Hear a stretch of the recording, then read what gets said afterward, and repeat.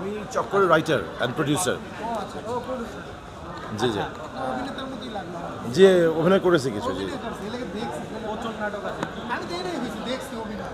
আচ্ছা, আপনার ছবি যেহেতু আপনার রাইটার, আপনার প্রডিউসার, এই জন্য আপনার ছবি তো আমরা দেখতেছি অন্য মানুষের কাছে ইন্টারভিউ নিচ্ছি, আমরা অন্য অন্য মুভি সম্পর্কে আপনার কাছ থেকে জানতে চাই। সেটা হলো চক্কর ছাড়া আর কোন কোন মুভি দেখতে? এখনও দেখা হয় নাই, ব্যস্ত ছিলাম নিজের ছবি নিয়ে, কিন্তু কাল পরশু দেখে ফেলবো প্ল্যান করেছি। আমি প্রথমে দেখব বরবাদ, তারপর দাগি। আচ্ছা, এবারে যে একটা উৎসবে পরিণত হয়েছে জি জি জি প্রত্যেকটা মুভি মানুষ প্রশংসা করে। জি জি আর এর আগে দেখতাম যে ঈদের ভিতরে মুভি মুক্তি পেলে প্রযোজক বা তার ভক্তরা কাদা ছোড়াছুড়ি হতো, অনেক নোংরামি হতো। জি এবারে এই জিনিসটা নাই, এটা খুব ভালো লাগছে। জি জি এই সম্পর্কে আসলে এই ধরনের কাদা ছোড়াছুড়ির কথাই বলেন আর ঝগড়া বিবাদের কথাই বলেন, এটা হয় যখন ছবির সাথে সংশ্লিষ্ট মানুষটা কেমন তার উপর ডিপেন্ড করে। সো আপনি যদি এবার দেখেন, এবার একটা ছবি শিহাব শাহিন ভাইয়ের, একটা আমাদের একটা শাকিলের দাগি, মানে শাকিল এবং শিহাব ভাইয়ের, এবার আরেকটা হচ্ছে কি আমাদের কি বলা হচ্ছে কি মানে হৃদয়ের ছবি।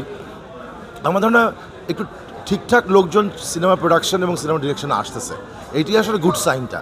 বিকজ আমাদের মতো দেশে 4টা 5টা 6টা ছবি কোনো ছবিই না আসলে। এর চেয়ে আসলে হল বাড়তে হবে, আমাদের ছবি বছরে আরও অনেক ছবি দরকার আমাদের এখানে। সো 4টা ছবি ভালো হলে, এটা তো একজন একজনকে সাপোর্ট না করলে ইন্ডাস্ট্রি তৈরি হবে না। সো ওইটা একটা হেলদি কম্পিটিশন থাকবে, তার মধ্যে দিয়ে ভালো ছবি বেরিয়ে আসবে, এটাই তো হওয়া উচিত আসলে। সো আমার মনে হয় মানুষগুলো ঠিকঠাক, তাই সবার ঝগড়াঝাটিটা নাই, এটাই বোধ হয় রিজন আর কি আমার ধারণা। আরেকটা জিনিস হয়েছে যে 5টা ছবি 4-5টা ছবি কোনোটার সাথে কোনোটার মিল নেই, 5টা ছবি 5 রকম গল্প 5 রকমের। জি জি একটা সৌন্দর্য। জি এমন না যে একটা ছবি দেখে আসলাম যে সব ছবি একরকম, প্রত্যেকটার গল্প আলাদা আলাদা। জি জি জি একটা ভালো একটা আছে। জি জি আমার কাছে মনে হয় ওইটাই বললাম যে ইন্ডাস্ট্রি ম্যাচিওর হচ্ছে।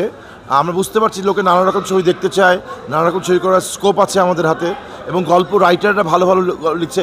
এখন আর কেউ স্ক্রিপ্ট ছাড়া শুটিংয়ে যাচ্ছে না, একসময় শুধু স্ক্রিপ্ট ছাড়া শুটিংয়ে চলে গেছে।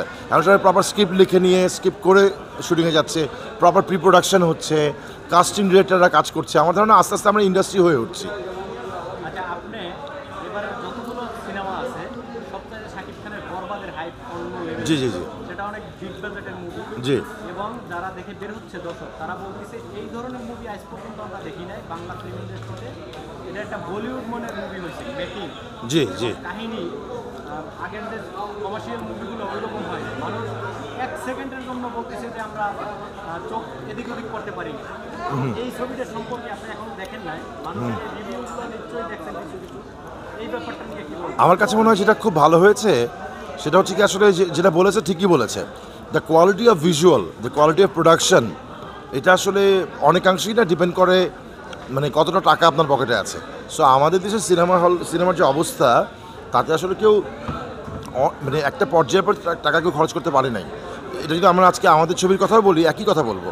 আপনি বরবাদ যেই স্কেলে করা হয়েছে, যেই বাজেটে করা হয়েছে, এই বাজেট আসলে মানে আমরা তো এখন এই বাজেট ছবি করি নাই, কিংবা যে প্রোডাকশন ফ্যাসিলিটি নিয়ে করা হয়েছে, যে ধরনের ভিএফএক্স, যে ধরনের সিজির কাজ আছে, এটা আসলে ওই অ্যারেঞ্জমেন্ট করতে হলে ওই টাকাটা লাগবে। প্রশ্ন হচ্ছে যেটা আমাদের এবার খুব মনোযোগ দিয়ে দেখতে হবে, সেটা হচ্ছে বরবাদকে এই টাকাটা ফেরত আনতে পারে কিনা। বিকজ ইটস এ বিজনেস, এটা তো চ্যারিটি না। এই টাকাটা খরচ তো করে ফেললাম বললে তো হবে না, টাকাটা ফেরত চাই। এবার আমাদের জন্য একটা দারুণ পরীক্ষা এটা হয়ে উঠবে যে আমরা আলটিমেটলি টাকাটা এখান থেকে উদ্ধার করে ব্যাক পাই কিনা প্রডিউসার কিংবা মানে বাকিরা। ওইটা একটা বড় ইস্যু হবে। কিন্তু আমার মনে হয় আলটিমেটলি এই মার্কেটে যদি আমাদের হল একসময় 800 হল ছিল, আমরা যদি আবার ওই সিচুয়েশনে চলে যাই, তখনই 15-16 কোটি টাকার ছবি আর আমাদের জন্য সমস্যা হবে না। তখন আমরা কমফোর্টেবলি বলতে পারবো যে না, এই ছবিতে এই টাকা খরচ করাই যায়। সো ডিস্ট্রিবিউশন যেটাকে বলি, ডিস্ট্রিবিউশনের আউটলেট যত বাড়বে আমাদের, তখন আমাদের এই ফাইন্যান্সিয়ালটাকে আরও স্ট্যান্ডার্ড, আরও ভালো প্রোডাকশন, গ্লোবাল স্ট্যান্ডার্ড প্রোডাকশন আমরা করতে পারবো। আসলে এইটাই রিয়ালিটি। আচ্ছা, আপনার জন্য লাস্ট একটি প্রশ্ন, সেটি হলো জি নায়ক শাকিব খান 26 বছর ধরে লিড করছে জি ফিল্ম ইন্ডাস্ট্রি। জি জি এখন একমাত্র তার নামের উপরেই চলে জি বলা যায়। জি এই শাকিব খানকে কি বলবেন? এখন পর্যন্ত তার স্থান ধরে রাখছে, এখন পর্যন্ত যদি তার ধারে কাছেও কোনো নায়ক যাইতে পারে না। এখনও আপনারা এই ফিল্ম ইন্ডাস্ট্রির লোক যখন বলা হয় যে শাকিব খানের পরে যদি 1, 2, 3 সিরিয়াল করেন তখনই আপনারাই আমরা বিভিন্ন ইন্টারভিউতে দেখি যে শাকিব খান একাই 1 থেকে 10 পর্যন্ত, তারপরে 11 থেকে হবে অন্য না। এই শাকিব খানকে নিয়ে আপনি কি বলেন? দেখেন সাকিবের সাথে আমি কাজ করেছি তুফানে, একসাথে অনেক আড্ডা অনেক কিছু। তো সাকিব ইজ অ্যাকচুয়ালি মানে যেটা আমরা কেউ বলি না হয়তো বা, যেটা বলা হয়ে ওঠে না আমাদের, যে সাকিব হয়তো বা একা, কিন্তু সাকিব যা যেই পরিমাণ পরিশ্রম করে এটা ইজ আনবিলিভেবল। একটা মানুষকে আসলে আমি 1 নম্বর হয়ে গেছি, আমার এখন আর কিছু করার দরকার নাই, ব্যাপারটা এরকম না। সাকিব কিন্তু is a very very hard working man. সকাল 9টা থেকে রাত 8টা পর্যন্ত শুটিং করেছি একসাথে। আমি গিয়ে হোটেল রুমে ঢুকে গেছি, ও সোজা চলে গেছে জিমে।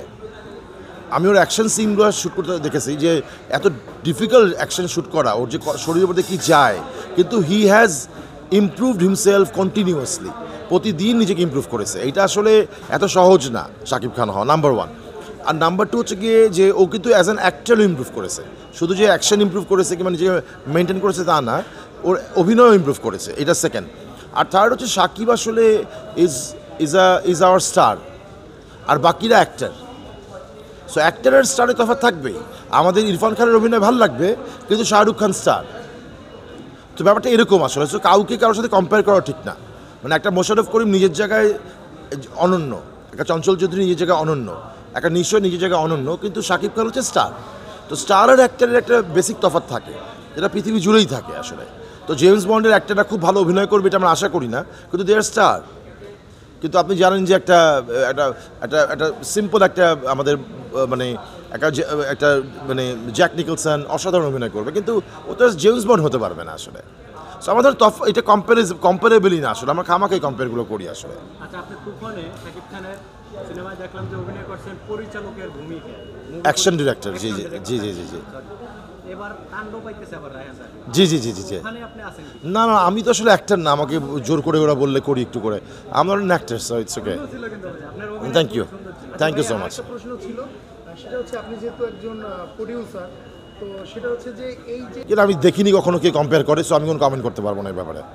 এগুলো আসলে এগুলো রেলেভেন্ট না, এগুলো এত জরুরি না আমাদের জন্য, এত জরুরি প্রশ্ন না এগুলো আসলে। আমাদের জন্য এখন ছবি হওয়া দরকার অনেক বেশি করে। মানে শাকিব খান একজন বিগ স্টার বা